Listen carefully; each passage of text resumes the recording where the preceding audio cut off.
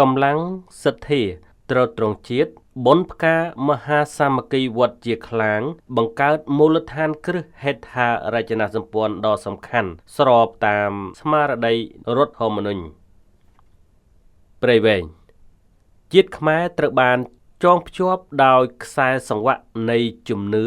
និងការបណ្ដុះស្មារតីសាមគ្គីធម៌ដ៏ជ្រាលជ្រៅក្នុងព្រះពុទ្ធសាសនាដែលជាសសរស្តម្ភដ៏រឹងមាំនៃសង្គមដោយឈរលើមូលដ្ឋាននៃសទ្ធាជ្រះថ្លានេះព្រះគ្រូចៅអធិការគណៈកម្មការអាចារ្យនិងពុទ្ធបរិស័ទចំណុះជើងវត្តជាខ្លាំងស្ថិតនៅឃុំជាខ្លាំងស្រុកស្វាយអន្តោខេត្តព្រៃវែង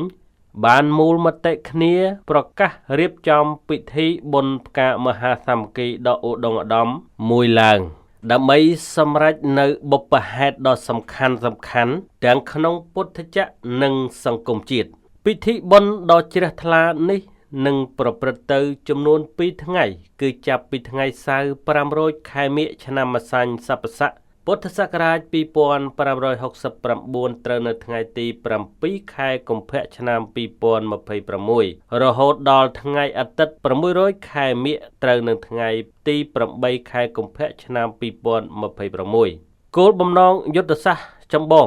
គឺដើម្បីប្រមូលបច្ច័យដោះស្រាយបំណុលលើគម្រោងសាងសង់សមិទ្ធផលសំខាន់និងធានានៅការបញ្ចប់គម្រោងសាងសង់ទាំងស្រុងដែលរួមមានគម្រោងកសាងស្រះទឹកដ៏ធំទំហំ40ម៉ែត្រ4ជ្រុងជម្រៅ3ម៉ែត្រកន្លះនិងគម្រោងជួសជុលផ្លូវថ្នល់ក្រាលគ្រួសខ្សាច់ភ្នំទាំង3ខ្សែប្រវែង1880ម៉ែត្រការផ្ដួចផ្ដើមរបស់ព្រះគ្រូចៅអធិការវត្តជាខ្លាំងនិងព្រះគ្រូចៅអធិការវត្តបកែវលោកកែវធីរាក្នុងការកសាងផ្លូវថ្នល់និងស្រះទឹកនេះគឺជាការចូលរួមយ៉ាងសកម្មក្នុងកិច្ចការអភិវឌ្ឍសង្គមជាតិនិងឆ្លុះបញ្ចាំងពីតួនាទីដ៏សំខាន់របស់ពុទ្ធចក្រក្នុងសង្គមខ្មែរភាពស្របច្បាប់និងសារៈសំខាន់ជាមូលដ្ឋាននៃសកម្មភាពនេះត្រូវបានធានាយ៉ាងម៉ឺងម៉ាត់ដោយច្បាប់កំពូលរបស់ប្រទេសជាក់ស្ដែងមាត្រា43នៃរដ្ឋធម្មនុញ្ញនៃព្រះរាជាណាចក្រកម្ពុជាបានចែងយ៉ាងច្បាស់ថាព្រះពុទ្ធសាសនាជាសាសនារបស់រដ្ឋការចែងបែបនេះគឺបានផ្ដល់នូវកម្លាំងផ្លូវច្បាប់និងស្មារតីជាតិនិយមដ៏រឹងមាំដល់វត្តអារាមក្នុងការបំពេញតួនាទីជាឃ្លាំងផ្ទុកគម្ពីរវប្បធម៌និងមជ្ឈមណ្ឌលអប់រំសិលធម៌និងចូលរួមកសាងហេដ្ឋារចនាសម្ព័ន្ធសាធារណៈដូចជាផ្លូវថ្នល់និងប្រភពទឹកជាដើមពិធីបុណ្យផ្កាមហាសាមគ្គីគឺជានិមិត្តរូបនៃការរួមសទ្ធាកម្លាំងកាយចិត្តនិងថវិកាគឺបច្ច័យរបស់មហាជនគ្រប់ជាន់ថ្នាក់ដើម្បីសម្រេចនៅប្រយោជន៍សាធារណៈនេះយោងតាមទូរលេខផ្លូវការគម្រោងកសាងសមិទ្ធផលក្នុងវត្តជាខ្លាំងនេះមានតម្លៃសរុប195លាន45ម៉ឺនរៀលប៉ុន្តែវត្តនៅជំពាក់ជាងសំណងដល់ទៅ155លានរៀលឯណោះហេតុនេះបុណ្យផ្កាមហាសាមគ្គីនេះគឺជាយុទ្ធនាការសាមគ្គីភាពដ៏បន្ទាន់មួយដើម្បីដោះបន្ទុកដ៏ធ្ងន់នេះនិងធានានៅកិត្តិយសរបស់សាសនាព្រមទាំងធានាថាគម្រោងទាំងមូលត្រូវបានបញ្ចប់ដោយជោគជ័យសម្រាប់ការប្រើប្រាស់របស់ព្រះសង្ឃនិងប្រជាពលរដ្ឋទូទៅផលប្រយោជន៍ជាយុទ្ធសាស្ត្រការសាងសង់ស្រះទឹកដ៏ធំទំហំ40ម៉ែត្រ4ជ្រុងគឺជាដំណោះស្រាយយុទ្ធសាស្ត្រចំពោះបញ្ហាកង្វះទឹកក្នុងជីវភាពប្រចាំថ្ងៃនិងធានានៅអនាម័យសាធារណៈក្នុងតំបន់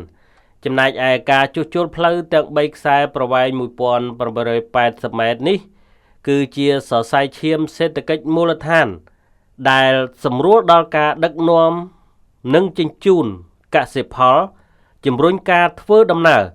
និងលើកកម្ពស់សុវត្ថិភាពដល់សិស្សានុសិស្សទៅសាលារៀនការបរិច្ចាគបច្ច័យក្នុងបុណ្យផ្កានេះគឺជាការបំពេញទានបារមីទី1ដែលតាមគម្ពីរព្រះត្រៃបិដកការសាងសង់សមិទ្ធផលមានប្រយោជន៍ដល់សាធារណជនជាពិសេសផ្លូវថ្នល់និងស្រះទឹកគឺជាមហាកុសលដ៏ធំធេងមហាទាន ដែលនាំមកនៅផលវិបាកជាសុខក្នុងសង្សារវដ្តលើសពីនេះកម្មវិធីរាប់បាតវេចង្ហាន់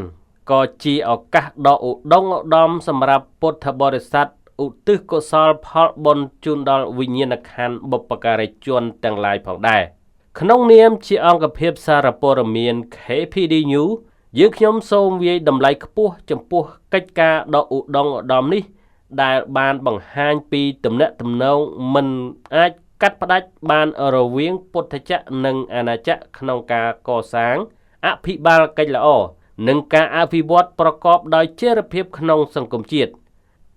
សេចក្តីសទ្ធាជ្រះថ្លាដែលបានបរិច្ចាគបច្ច័យកសាងសមិទ្ធផលទាំងនេះនឹងក្លាយជាគ្រឹះដ៏រឹងមាំសម្រាប់ទ្រទ្រង់សាសនានិងជាទីពឹងពាក់ដ៏ត្រជាក់ត្រជុំសម្រាប់មនុស្សជាតិសូមអនុមោទនាក្នុងឱកាសដ៏ថ្លៃថ្លានេះយើងខ្ញុំ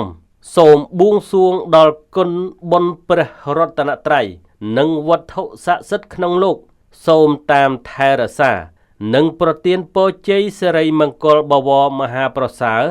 ជូនចំពោះសប្បុរសជនទាំងអស់ដែលបានលះបង់នៅកម្លាំងកាយចិត្តនិងថវិកាដ៏ថ្លៃថ្លានេះសូមឲ្យទទួលបាននៅពរទាំង4ប្រការគឺអាយុវណ្ណៈសុខៈពលៈកំបីឃ្លៀងឃ្លាតឡើយសូមប្រកបដោយវិបុលសុខគ្រប់ប្រការនិងសូមសម្រេចនៅរាល់ក្តីប្រាថ្នាល្អៗសមតាមកុសលចេតនារៀងខ្លួនតរៀងទៅ